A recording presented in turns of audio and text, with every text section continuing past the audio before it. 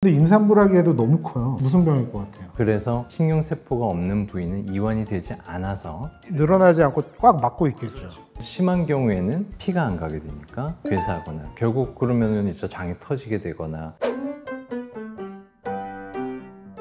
안녕하십니까, 문구영의 윤상민. 김동원입니다. 혹시 이런 영상 보신 적 있으신가요? 오, 이건 장난인데. 한 번도 제대로 못 산 남자가 있습니다. 합성인 것 같은데? 이게 진짜로 저렇게 유명의 돼요? 한 남자는 태어날 때부터 히르시 스프롱이라는 히르시 질환을 스프롱. 갖고 여기서도 태어나 히르시라고 한번 있네요. 시원하게 못 사고 만성 변비에 이거는 시달렸는데 비만인 잘 것 사는 사람은 구독 한 번만 꾸직 그러면 평생에 장이 걸쳐 너무나도 가리고 늘어나는 쪼가리들이 조금씩 그러니까 쌓이기 이게 다 시작했죠. 똥이잖아. 성인이 된 후 남자의 배는 점점 부풀어 오르기 시작했고 이거 지금 보면 배만 보이는 사진이잖아요. 그러니까 딱 보면 진짜 임산부 사진 같아요. 근데 임산부라기에도 너무 커요. 그러니까 무슨 병일 것 같아요? 복수일 수도 있을 것 같고. 그렇죠. 복수도 이렇게까지 많이 차는 사람들도 있긴 해요. 그치. 혹은 벽광내 암이나 혹이 생기거나. 그게 전이 되면서 복수가 차서 그렇지. 와, CT 기계가 꽉 찰 정도로 복수가 늘어난대요. 13kg. 어마어마한 양의 똥이 나왔어요. 이게 다 늘어난 게 안에 이만큼 되는 똥이 돼요. 찍어 남겼죠. 와, 진짜 어마어마한. 이 정도 되는 똥 수술해본 적 있으세요? 이 정도는 아닌데 진짜로 이만큼 늘어난 이 정도면 장을 장이 한 잘라낸 거예요. 20cm까지 늘어났을 것 같은데. 이 사진을 보면 거의 장의 두께가 이 정도는 될 것 같은데요? 배가 산처럼 부풀어오른 남자. 이 사람이 수술을 해서 장을 잘라냈는데 봤더니 장의 똥이 10kg가 넘게 차 있는 경우. 와, 어떻게 그런 만큼의 똥이 나오나. 보통 그런 영상에서 뭐 스토리가 보면 뭐 수십 년간 변비로 고생을 하다가 결국에 변이 안 나오고 장이 늘어나서 수술로 장을 잘라냈다. 유튜브 쇼츠나 뭐 커뮤니티에서 자주 보셨을 겁니다. 이런 영상들 댓글을 보면 다양한 자기 경험들을 얘기하시죠. 뭐 똥독이 무섭다. 군대에서 나도 변비가 생겨서 너 죽는 줄 알았다. 명령을 받아서 쌌다 똥을. 이것도 있었어요. 손가락 이렇게 하면 똥이 나온다. 다양한 반응들이 많이 있습니다.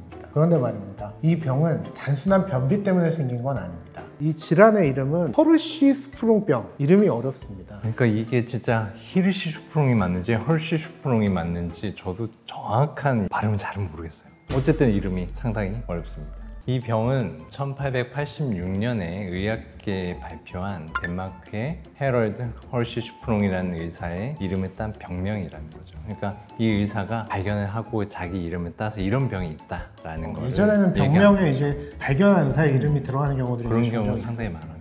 보통은 우리나라에서는 이를 선천성 거대 결장증이라고 합니다. 이 병의 이제 실제 사례를 한번 말씀드려 보겠습니다. 한 남자아이가 태어났습니다. 보통 신생아는 모유를 수유받고 하루 이내에 이제 퇴변이라는 첫 대변을 보게 됩니다. 근데 이 아이는 이틀이 지나서 퇴변을 보게 됐고 3일째부터는 배가 점점 불러오다가 한 3주쯤 됐을 때는 배가 진짜 너무 심하게 불러오고 열까지 나면서 아이가 너무 아파하고 보채고 그래서 결국 응급실에 실려갔습니다. 처음에는 단순한 변비라고 생각했지만 사실은 이게 허르시 스프롱병, 선천성 거대 결장이었습니다. 이 병은 왜 생기게 되나요? 그러니까 정상적인 대장은 신경세포가 장에 쫙 깔려 있을 거 아니에요? 이 세포의 신호에 따라서 수축해서 변을 짜서 보내기도 하고 다음으로 가려면 이완도 해야 돼요. 늘어나야 또 그게 그렇죠. 받아줄 테니까.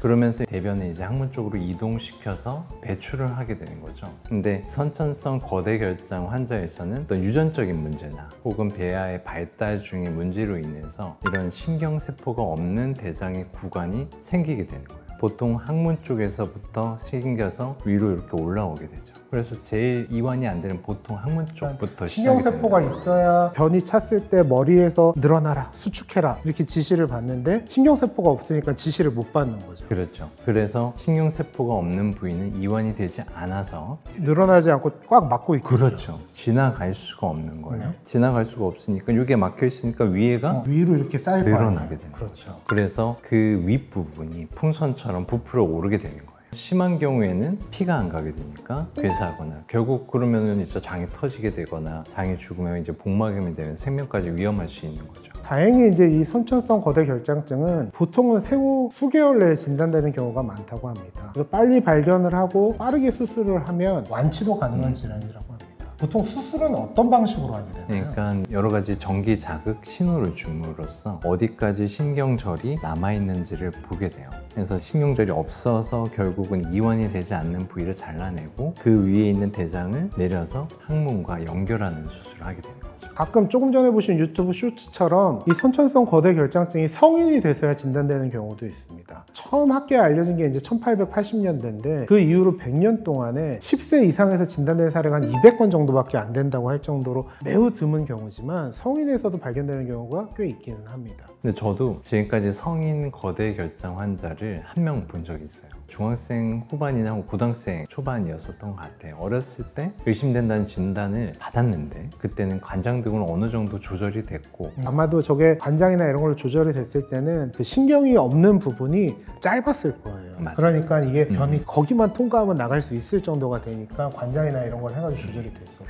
특히 이게 특징적인 게 거기를 딱 누르게 되면 반사적으로 이완이 되면서 거시어지라고 하는데 팍 안에 있는 것들이 퍼져나오는 듯이 그런 것들이 특징적인 소견을 보이기도 합니다. 저희가 학교에서 배울 때 그 소아과 교수님이 하셨던 말이 기억이 나요. 아기 환자 그 배가 불러서 왔는데 항문을 이렇게 손가락으로 직장 수지 검사를 하잖아요. 손가락을 넣자마자 확 열리면서 대변이 다 튀어서 얼굴에 뻥 하고 묻었다고. 맞아요. 그래서 어쨌든 이 친구는 관장이든 수지 조작 같은 걸로 조절이 어느 정도는 살 수 있는 정도가 되니까 제대로 더 치료를 받거나 수술을 받지 않고 지금까지 살아온 거예요. 변을 한 달에 한 번, 많으면 2번 정도 보는데 한 번 보는 날에는 이제 관장 등을 한 후에 10번에서 20번 이상씩 그날 다 빼고 또 한 1, 2주 이상 거의 한 달 가까이를 또 변이 차는 거죠. 근데 진짜 깜짝 놀랐던 게 선천성 거대 결장증 환자가 성인까지 살아있는 것 자체도 대단한 거고요. 치료를 안 받는 것 자체도 되게 대단한 거거든요. 그래서 이런 경험은 저도 처음이죠. 딱 이제 손가락을 넣어보면 어느 정도 구간이죠. 그게 길진 않아서 선생님 말대로 길진 않은데 그 위에 손가락 딱 들어가면 정말 이만한 돌덩어리 같은 변이 단단해요. 정말 돌덩어리 같아요. 보통 변비 환자에서 보는 이 정도의 크기가 아니고 진짜 이런 큰 덩어리가 딱 들어있고요. 그 위에 있는 직장은 이렇게 만져보면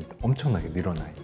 그래서 이 환자는 단단한 변은 배출이 되지 않고 남아서 옆으로 새로 만들어지는 묽은 변들만 어떻게든 관장이나 그런 걸로 쫙쫙 빼냈던 거죠. 그래서 결국은 저희 상급병원에 다시 보냈어요. 이거는 수술을 해야지 좋아질 수 있는 질환이라는 걸 잘 설명해서 이렇게 보내게 된 거예요. 오늘은 유튜브에서 많이들 접할 수 있는 배가 산처럼 부풀어오는 영상에 대해서 얘기를 해봤습니다. 이 영상의 환자분은 헐시스프롱병, 선천성 거대 결장증이 있는 거고 이 병은 단순한 변비가 아니라 선천적인 장애 신경 문제로 생기는 병입니다. 조기에 발견하면 충분히 치료할 수 있는 병입니다. 혹시 주변에 아이가 배변을 잘 못하고 복부팽만이 계속된다면 단순한 변비겠지 생각만 하지 마시고 꼭 병원에 방문해서 진단을 받고 치료를 받으셨으면 좋겠습니다. 이 영상이 누군가의 아이를 살리는 계기가 되었으면 좋겠습니다. 오늘 영상이 좋으셨다면 좋아요, 댓글과 구독과 알람 설정 부탁드립니다. 감사합니다.